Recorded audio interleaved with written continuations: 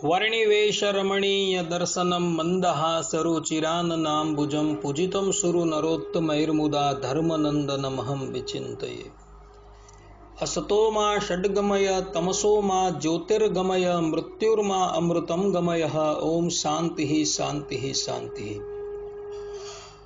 આજની જ્ઞાન સભાની અંદર પધારનારા બધા જ ભગવદ ભક્તોને વેદાંતાચાર્ય પુરાણ ઇતિહાસાચાર્ય અમે ફિલોસોફી શાસ્ત્રી રાકેશભાઈના હેતપૂર્વક જય સ્વામિનારાયણ। ભક્તો, આજે આપણે ભગવાન સ્વામિનારાયણ જે સુરતમાં પધારેલા હતા એ વિશે થોડી વાતો કરીએ। ભગવાન સ્વામિનારાયણ આમ જોવા જઈએ તો 3 વખત સુરત પધારેલા છે। પ્રથમ વખત 1856ની સાલની અંદર જ્યારે ભગવાન સ્વામિનારાયણ વન વિચરણ કરતા હતા ત્યારે ફરતા ફરતા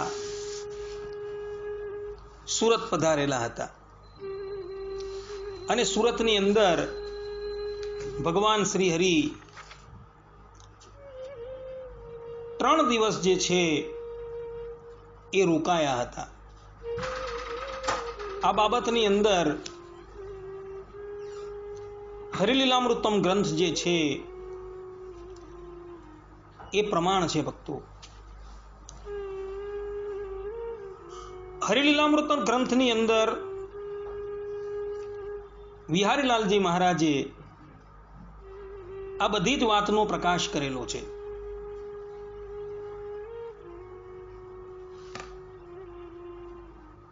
ભગવાન સ્વામિનારાયણ વર્ણિ વેશે જ્યારે સુરત પધાર્યા ત્યારે 3 દિવસ સુધી સુરતની અંદર, અત્યારે સુરતમાં મૈધરપરા વિસ્તારની અંદર એક ગોળિયા બાવાનું મંદિર આવેલું છે। એ ગોળિયા બાવાના મંદિરની અંદર શ્રીજી મહારાજ 3 દિવસ રોકાયા હતા। ભક્તો, વિહારીલાલજી મહારાજ હરિલીલામૃતમ 3જા કળશના 14મા વિશ્રામની અંદર આ વાત જે છે કહે છે, ત્રંબકેશ્વર દર્શન કરી આવ્યા સુરત બંદર હરી, અખાડો નિર્વાણનો જ્યાં છે, ગોળિયા તણું મંદિર ત્યાં છે, તેને ઓટલે ઉતર્યા જઈને 3 દિવસ રહ્યા સ્થિર થઈને। આ પ્રમાણે 3 દિવસ પર્યંત ભગવાન સ્વામિનારાયણ એ ગોળિયા બાવાના મંદિરમાં રોકાયા હતા। એ મંદિર અધ્યાપી છે અને એનો ઓટલો અધ્યાપી પણ છે। ત્યાર પછી ભગવાન સ્વામિનારાયણ 1866ની અંદર જ્યારે ધરમપુર પધારતા હતા ત્યારે પણ સુરત પધારેલા હતા।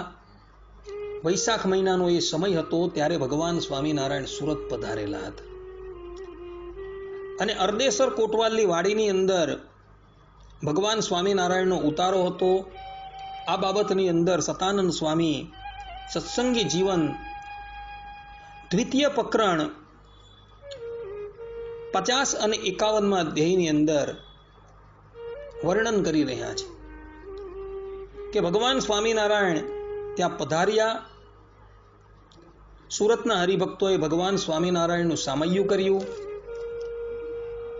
અને અરદેસર કોટવાલની વાડીની અંદર ભગવાનનો ઉતારો હતો। ત્યાં ભાલચંદ્ર શેઠ જે સુરતના અગ્રગણ્ય હરિભક્ત હતા, તેઓએ ભગવાન સ્વામિનારાયણને ભક્તિ સંબંધી પ્રશ્ન કરેલો હતો અને ભગવાન સ્વામિનારાયણે એઓની સન્મુખ સકામ નિષ્કામ ભક્તિ તથા 9 પ્રકારની અને 10મી પ્રેમ લક્ષણા ભક્તિનું વિગતવાર વર્ણન કરેલું હતું અને એવા ભક્તિ કરનારા ભક્તના લક્ષણ પણ જે છે એ ત્યાં વર્ણન કરેલા હતા। સત્સંગી જીવનની અંદર બધા જ અધ્યાયો મહત્વના છે, પરંતુ સત્સંગી જીવનના દ્વિતીય પ્રકરણના 51મો અધ્યાય જે છે, જે ભક્તિનું પ્રકાશન કરે છે, એ અતિશય મહત્વનું છે ભક્તો. ત્યારબાદ ભગવાન સ્વામિનારાયણ 1881ની અંદર કારતક વદી સપ્તમીને દિવસે સુરત પધારેલા હતા અને લાગલગાટ 11 દિવસ પર્યંત સુરત રોકાયા હતા. ભગવાન સ્વામિનારાયણ સુરત કેવી રીતના પધાર્યા એ બાબતની અંદર એક ઇતિહાસ જે છે એ શ્રવણ કરવા યોગ્ય છે, અવલોકન કરવા યોગ્ય છે. હરિલીલામૃતમની અંદર અષ્ટમ કળશની અંદર વિહારીલાલજી મહારાજે પણ આ ઇતિહાસ જે છે એ પ્રકાશ કરેલો છે. વાત એવી હતી કે વડતાલની અંદર જ્યારે મંદિર નિર્માણ થઈ ગયું અને ભગવાન સ્વામિનારાયણે વડતાલમાં લક્ષ્મીનારાયણ દેવનું સ્વરૂપ પધરાવવાનું નક્કી કર્યું અને તે નિમિત્તે દેશ દેશાંતરોની અંદર કંકોત્રી મોકલી, જેને લઈને બધા જ ભગવદ ભક્તો વડતાલની અંદર ઉપસ્થિત થયા હતા. લાખો માણસની જનમેદની જે છે એ ઉભરાતી હતી. એ વખતે સુરતના હરિભક્તો પણ વડતાલ પધારેલા હતા અને સાથે સાથે ધજા પણ લેતા ગયા હતા. તે લોકોએ નક્કી કરેલું હતું કે વડતાલની અંદર લક્ષ્મીનારાયણ દેવ જે સ્થાનની ઉપર બિરાજમાન થવાના છે તેની દક્ષિણના ઓરડાની અંદર પ્રગટ પ્રમાણ હરિકૃષ્ણ મહારાજનું સ્વરૂપ ભગવાન સ્વામિનારાયણ પધરાવવાના છે, માટે એના શિખરની ઉપર ધજા અમે ચડાવશું. એમ વિચારીને સુરતથી અરદેસરભાઈ કોટવાલ, ભાલચંદ્ર શેઠ, આત્મારામભાઈ, ગોવિંદભાઈ ઇત્યાદિ હરિભક્તો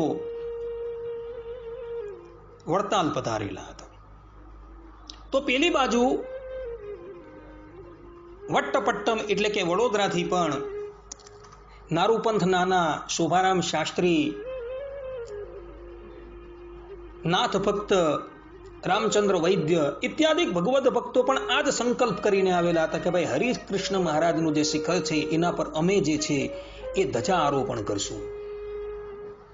ને પેલી બાજુ ચરોતર પ્રાંતના રૂપરામ ઠાકર જે ઉમરેઠ રહેતા હતા તે પણ એવો જ સંકલ્પ કરીને વડતાલ પધારેલા હતા. લક્ષ્મીનારાયણ દેવનું જે સ્થાન છે એના શિખરની ઉપર તો જેતપુરથી ઉન્નટ ખાચર નામના હરિભક્ત ધજા લઈને આવેલા હતા અને એણે નક્કી કરેલું કે ભાઈ લક્ષ્મીનારાયણ દેવનું જે સ્વરૂપ જે સ્થાન પર બિરાજમાન છે એ શિખરની ઉપર તો હું ધજા ફરકાવીશ. એટલે એની અંદર તો કોઈ પણ જાતનો વિવાદ નહીં હતો. પરંતુ વિવાદ જે હતો એ હરિકૃષ્ણ મહારાજ જે સ્થાનની ઉપર બિરાજમાન થયા છે કે થવાના છે એના શિખરની ઉપર ધજા ફરકાવવાનું હતું. આ તરફ સુરતના હરિભક્તો અને વડોદરાના હરિભક્તો આમને સામને આવી ગયા. પહેલા તો વાતચીતથી એકબીજાનું એ લોકો તાડન કરતા હતા, પરંતુ જ્યારે વાતચીતથી પણ કામ ન બન્યું અને જ્યારે ઉગ્ર ભાષાની અંદર જ્યારે એ લોકો એકબીજાની સાથે વાર્તાલાપ કરવા લાગ્યા ત્યારે કોઈક સમજો હરિભક્ત હતા એ શીઘ્રાતિશીઘ્ર જઈને બ્રહ્માનંદ સ્વામી અને નિત્યાનંદ સ્વામીના બધી વાત કરે છે. એટલે બ્રહ્માનંદ સ્વામી અને નિત્યાનંદ સ્વામી ત્યાં પધારે છે અને વિવાદ કરનારા બધા જે હતા એને શાંત કરે છે અને એ બધાને કહે છે કે તમે બધા આ તમારા બધાની શંકા લઈને ભગવાન સ્વામિનારાયણ પાસે પધારો. આ તરફ રૂપરામ ઠાકર જે ઉમરેઠ ના વતની હતા તે સુરતના હરિભક્તો અને વડોદરાના હરિભક્તો ભગવાન સ્વામિનારાયણ પાસે પધાર્યા. ભગવાન સ્વામિનારાયણ સર્વજ્ઞ છે છતાં પણ કેટલાક હરિભક્તોએ જઈને શ્રીજી મહારાજને આ બધા જ વિવાદની વાત કરી દીધેલી હતી. ત્રણેય પ્રાંતના હરિભક્તો ત્યાં પધાર્યા એટલે શ્રીજી મહારાજે સ્પષ્ટ જ કહી દીધું કે અમારી આજ્ઞા પ્રમાણે વર્તવું છે કે તમારા મનના ધાર્યા પ્રમાણે વર્તવું છે.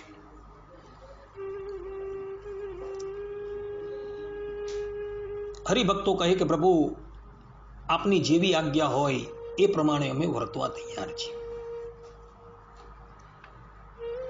એટલે શ્રીજી મહારાજે સુરતના હરિભક્તોને કહ્યું કે ભક્તો, વડોદરાના હરિભક્તો જે છે તેને હરિકૃષ્ણ મહારાજના શિખરની ઉપર તમે ધજા ચડાવવા દેવ.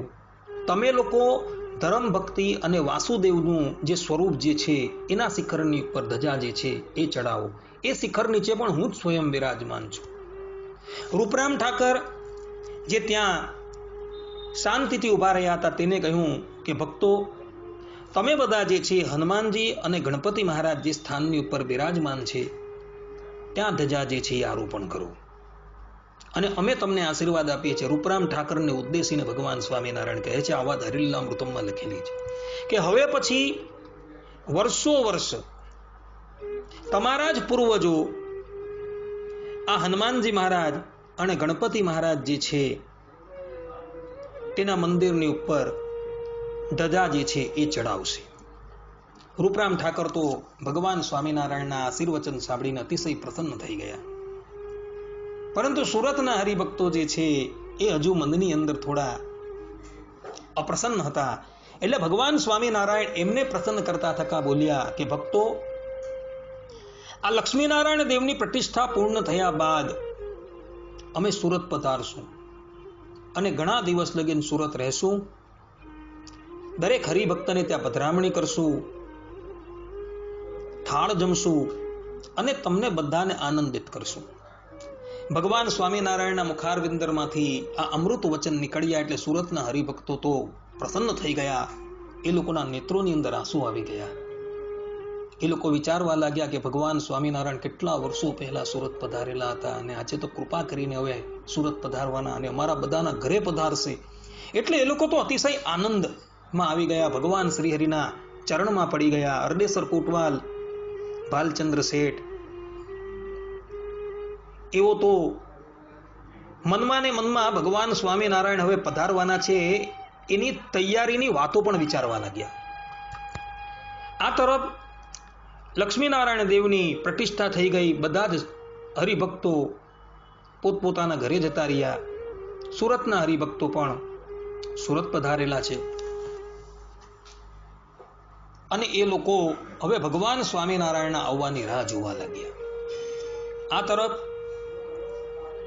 કારતક વદ દ્વિતીયાનો દિવસ આવ્યો એટલે ભગવાન સ્વામિનારાયણે સંતો ભક્તો એ વખતે જેઓ વડતાલમાં રોકાયા હતા તે લોકોને આજ્ઞા કરી કે ભાઈ હવે આપણે સુરત જવાનું છે.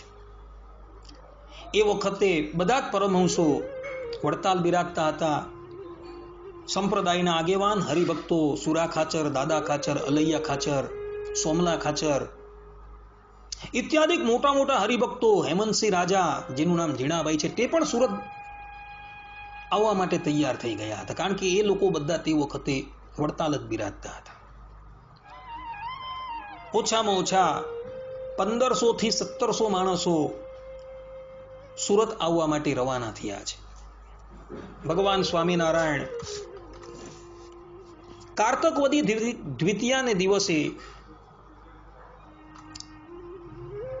વડતાલથી નીકળ્યા છે અને માર્ગની અંદર વડોદરા, ભરૂચ, આમોદ ઇત્યાદિ સ્થાનોની અંદર રહેતા હરિભક્તોને પોતાના દર્શન તથા પોતાના સ્પર્શનું સુખ આપતા થકા અંકલેશ્વર પધાર્યા.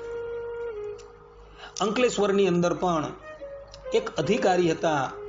એ અધિકારીનો ભગવાન શ્રીહરિ વિશે બહુ સારો ભાવ હતો. આ અધિકારી ઉદ્ધવ સંપ્રદાયનો આશ્રિત ન હતો, પરંતુ ભગવાન સ્વામિનારાયણની મુખાકૃતિ અને એમની સાથે રહેલા અતિશય સૌમ્ય જે સંતો હતા તેના દર્શન કરીને એને બહુ ભાવ આવી ગયો. એણે ભગવાન સ્વામિનારાયણને આજીજી કરી, પોતાના ઘરે પધરાવ્યા, સંતોને ભક્તો માટે રસોઈ આપી. ભગવાન શ્રી હરિ પણ થાળ ગ્રહણ કરી શેષ પ્રસાદી જે છે એ અધિકારીને આપી, સંતો ભક્તોને પણ જમાડીને ખૂબ તૃપ્ત કર્યા. અને ત્યાંથી ભગવાન શ્રી હરિ એટલે કે અંકલેશ્વરથી ભગવાન સ્વામિનારાયણ રવાના થયા છે. અને બરાબર કારતક વદી ષષ્ઠીને દિવસે ભગવાન સ્વામિનારાયણ કોસાડ ગામ આવીને રોકાયા છે. કોસાડ ગામ સુરતથી બહુ સમીપમાં છે ભક્તો. હવે આ બાજુ અરડેસર કોતવાલ, ભાલચંદ્ર શેઠ એ બધાને તો ખબર પડી જ ગઈ હતી કે ભગવાન સ્વામિનારાયણ વડતાલથી રવાના થઈ ગયા છે. પોતાના સેવકોને પણ એ લોકોએ પ્રથમથી જ ભગવાન શ્રી હરિ અને એમના સંતોની સુરક્ષા માટે અગાઉથી જ નિયુક્ત કરી દીધેલા હતા. હવે આ સુરતના જે હરિભક્તો હતા ને એની અંદર એક ગોવિંદભાઈ કરીને હતા. ગોવિંદભાઈ જ્ઞાતિએ કરીને નાઈ હતા, એટલે કે વાળંદ હતા. તેમણે વિચાર કર્યો કે સર્વપ્રથમ હું ભગવાન સ્વામિનારાયણના દર્શન કરું અને એમની સેવા કરું. ભગવાન સ્વામિનારાયણ કેટલાય દિવસથી વડતાલ રોકાયા હતા. એટલે એમના જે વાળ છે, મસ્તકના વાળ છે અને દાઢી જે છે એ વધી ગઈ હશે. માટે પ્રથમ હું જઈને એમના વાળ જે છે તે અને એમની દાઢી જે છે એ કરી દઉં, જેથી કરીને એ સુરતની અંદર પધારે ત્યારે ખૂબ શોભે. આવો સંકલ્પ કરીને ગોવિંદભાઈ નાઈ જે છે એ મધ્યરાત્રિએ જ કોસાડ તરફ રવાના થઈ ગયા. એ વખતે ભગવાન સ્વામિનારાયણ કોસાડની અંદર એક વાડીની અંદર રોકાયા હતા. અને પ્રાતઃકાલે તો ગોવિંદભાઈ ત્યાં પધારી પણ ગયા. ભગવાન સ્વામિનારાયણ તો બ્રહ્મ મુહૂર્તમાં ઊભા થઈ જાય. ટાપીનો કિનારો હતો. નિત્ય કર્મ કરીને ભગવાન સ્વામિનારાયણ બિરાજમાન હતા. એવામાં ગોવિંદભાઈ આવ્યા. ભગવાન શ્રી હરિના ચરણ સ્પર્શ કર્યા. ભગવાન શ્રી હરિએ પૂછ્યું, ગોવિંદભાઈ તમે અત્યારે અહીં કેવી રીતના?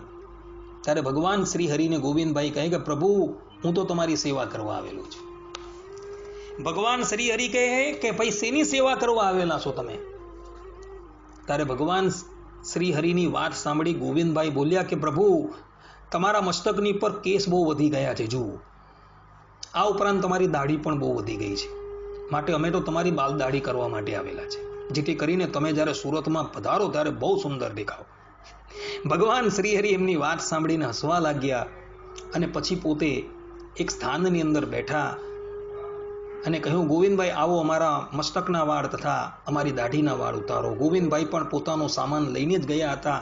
એમણે ભગવાન શ્રી હરિની પ્રેમપૂર્વક સેવા કરી. ભગવાન શ્રી હરિ ત્યારબાદ સ્નાન કરે છે, નવા વસ્ત્રો ધારણ કરે છે અને પછી માણકી ઘોડી પર સવાર થાય છે અને તાપીના કિનારા પર આવે છે. સુરતના હરિભક્તોએ પ્રથમથી જ મોટી મોટી હોડીઓ જે છે એ તૈયાર રાખેલી હતી. એ લોકોને ખબર પડી ગઈ હતી કે ભગવાન સ્વામિનારાયણ તાપીના પેલે પાર આવી ગયા છે. તે વખતે તાપી નદી જે છે ભક્તો બહુ મોટી હતી. મોટા મોટા જહાજો જે છે એ આ તાપી નદીની અંદર ચાલતા હતા. 84 બંદરના વાવટા આ સુરતના કિલ્લાની ઉપર ફરકતા હતા અને દુનિયાભરનું બધું જ નાણું જે છે અહીં વટાવાતું હતું. એટલું સમૃદ્ધ શહેર હતું ભક્તો. ઘણા સંતો ભક્તો સુરત પધારવાના હતા એટલે એટલી બધી હોડીઓ તૈયાર રાખેલી હતી. ભગવાન સ્વામિનારાયણ હોડીમાં બિરાજમાન થયા. માણકી ઘોડીને પણ હોડીમાં બિરાજમાન કરી અને હોડી દ્વારા તાપી નદીને પાર કરી ભગવાન સ્વામિનારાયણ વિક્રમ સંવત 1881ના કારતક વદી સપ્તમીને દિવસે સુરતની ધરતીની ઉપર ત્રીજી વખત પોતાનો ચરણ કમળ જે છે એ પધરાવે છે. કિનારા ઉપર સુરતના બધા જ હરિભક્તો ઉપસ્થિત હતા. બહેનો હરિભક્તો પણ ઉપસ્થિત હતા. ભગવાન સ્વામિનારાયણના દર્શન કર્યા એટલે બધા જ ભગવત ભક્તોના નેત્રની અંદર જલ ઉભરાઈ આવ્યા. નેત્રોની અંદરથી જલ જે છે એ રોકાતા નથી. ભગવાન સ્વામિનારાયણે બધાને આશ્વાસન આપ્યું, દિલાસો આપ્યો. ત્યારબાદ અરદેસર કોટવાલ જે છે એ સવારી લઈને આવેલા છે. એઓએ ધામધૂમથી ભગવાન સ્વામિનારાયણને પોતાની વાડીની અંદર ઉતારો આપેલો છે. પ્રથમથી જ બધી તૈયારીઓ થઈ ગઈ હતી. ભગવાન સ્વામિનારાયણ માટે અરદેસર કોટવાલે પોતાનો બંગલો ખાલી કરી લીધેલો હતો. એ બંગલાની અંદર ભગવાન સ્વામિનારાયણને અરદેસર કોટવાલે ઉતારો આપ્યો. બીજા સંતો ભક્તો માટે તંબુઓ બનાવેલા હતા. એની અંદર સંતો ભક્તોને વ્યવસ્થિત ઉતારો આપ્યો. રસોઈ તો પ્રથમથી તૈયાર કરેલી હતી. ભગવાન સ્વામિનારાયણ અને ભક્તો જે છે એ રસોઈ જે છે એ ગ્રહણ કરે છે. આ પ્રમાણે ભગવાન સ્વામિનારાયણ 1881 ની અંદર કારતકવદી સપ્તમીને દિવસે સુરત પધારેલા છે. લાગ લગાડ ભગવાન સ્વામિનારાયણ 11 દિવસ લગીન સુરત શહેરને પાવન કરતા થકા રહ્યા છે. દરેક હરિભક્તોના ઘરે ભગવાન સ્વામિનારાયણ પધારેલા હતા. દરેકની રસોઈ જે છે એ પણ ગ્રહણ કરેલી હતી. આ એ સુરત શહેર છે ભક્તો કે જેની સંસ્કૃતિની ગવાહી 21 કલ્પોથી શાસ્ત્રો કહી રહ્યા છે. સ્કંદ પુરાણની અંદર તાપી મહાત્મય આવેલું છે. એ તાપી મહાત્મયની અંદર સ્પષ્ટ રૂપે લખેલું છે કે આ સુરત શહેર જે છે એ સુરત શહેરના કિનારે તાપી નદી જે છે વહી રહી છે. એ 21 કલ્પથી વહી રહી છે. સ્કંદ પુરાણની અંદર ભગવાન વેદવ્યાસજી તાપી મહાત્મયની અંદર સ્પષ્ટ રૂપે કહે છે કે ભારત વર્ષની જેટલી પણ નદીઓ છે 900 ઉપરાંત પવિત્ર નદી છે. બધી જ નદીઓની અંદર સર્વોત્તમ કોઈ પવિત્ર નદી હોય તો એ આ તાપી છે કે જેનું સ્મરણ કરવા માત્રથી જીવાત્મા જે છે પવિત્ર થઈ જાય છે. ગંગા નદી સ્નાન કરવાથી, નર્મદા નદી દર્શનથી પવિત્ર કરે છે, જ્યારે તાપી જે છે સ્મરણ માત્રથી પવિત્ર કરે છે. સ્કંદ પુરાણની અંદર જે તાપી મહાત્મય હતું એ ભગવાન શ્રીમદ નારાયણે નારદજીને કહીને એને લુપ્તપ્રાય કરાવી દીધેલું હતું. કેમ? કારણ કે કેટલાય લોકો મોટા મોટા પાપો કરી, જાણી જોઈને પાપો કરી, તાપીમાં આવી સ્નાન કરી પોતે પવિત્ર થઈ જતા. એટલે ભગવાન શ્રીમદ નારાયણે નારદજીને કહીને એ તાપી મહાત્મય જે સ્કંદ પુરાણમાં હતું એ ગાયબ કરાવી દીધેલું હતું, લુપ્તપ્રાય કરાવી દીધેલું હતું. એવું એ જ તાપી મહાત્મયની અંદર લખેલું છે. તો એવી પવિત્ર જે તાપી નદી છે એ પોતે તો પવિત્ર છે જ, પરંતુ આજે ભગવાન સ્વામિનારાયણ જે છે અને એમના સંતો ભક્તો જે છે એને પવિત્ર કરવા માટે આજે સુરત પધારેલા છે. સુરતની અંદર ભગવાન સ્વામિનારાયણ લાગ લગાડ 11 દિવસ રોકાયા છે ભક્તો. એ 11 દિવસની અંદર ભગવાન સ્વામિનારાયણે જે લીલાઓ કરી એ હરિલીલામૃતમની અંદર અષ્ટમ કળશના 30 થી 35માં વિશ્રામની અંદર તથા આધારાનંદ સ્વામી હરિચરિત્રામૃત સાગરની અંદર 27માં પૂરની અંદર એટલે કે 11મા ભાગની અંદર વર્ણવેલી છે. આ બધી જ લીલાઓ જે છે એ બહુ સુંદર છે. એની અંદર તમને બધાને સુરતના હરિભક્તોનો ભાવ જે છે એ જોવા મળશે. સુરતના હરિભક્તોની ભક્તિ કેવી છે તો એ વ્રજાંગનાઓના જેવી ભક્તિ હતી એ પણ તમને જોવા મળશે. આ બધી જ લીલાઓ જે છે એ આપણે ક્રમશઃ જે છે એ જોશું. લીલા તો બહુ મોટી છે ભક્તો, પરંતુ 11 પ્રવચનની અંદર આ બધી જ લીલાઓ જે છે એને સંક્ષિપ્તની અંદર હું આવરી લેવાનો પ્રયાસ કરીશ. આ ઉપરાંત સુરતના જે પ્રસાદીના સ્થળો છે એ પ્રસાદીના સ્થળોનો શો ઇતિહાસ છે. રામપરા સ્વામિનારાયણ મંદિર જે છે એનો શો ઇતિહાસ છે. એમાં રહેલા જે નારાયણ મુનિદેવ રાધા વિહારી જે છે તેનો શો ઇતિહાસ છે. લાલજી મહારાજ જે અત્યારે સુખશૈયાની અંદર વિરાજમાન છે તેનો શો ઇતિહાસ છે. બધો જ ઇતિહાસ જે છે એ આપણે સંક્ષિપ્તની અંદર શ્રવણ કરશું.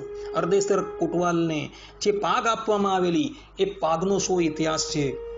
એ બધી જ વાતો જે છે એ આપણે આ 11 દિવસના પ્રવચનોની અંદર શ્રવણ કરશું. માટે બધા જ ભક્તો આ પ્રવચન જે છે એ પ્રેમપૂર્વક શ્રવણ કરજો, જેથી કરીને તમને સુરતની સૂક્ષ્મથી સૂક્ષ્મ માહિતીઓ જે છે એ શ્રવણ કરવા મળશે. આટલું કહીને હું મારા પ્રવચનને વિરામ આપું છું. સર્વે સંતુ નિરામય, સર્વે સુખીનો ભવંતુ, સર્વે ભદ્રાણી પશ્યંતુ, માં કશ્ચિત દુઃખ ભાગ ભવેત. અસ્તુ. જય સ્વામિનારાયણ.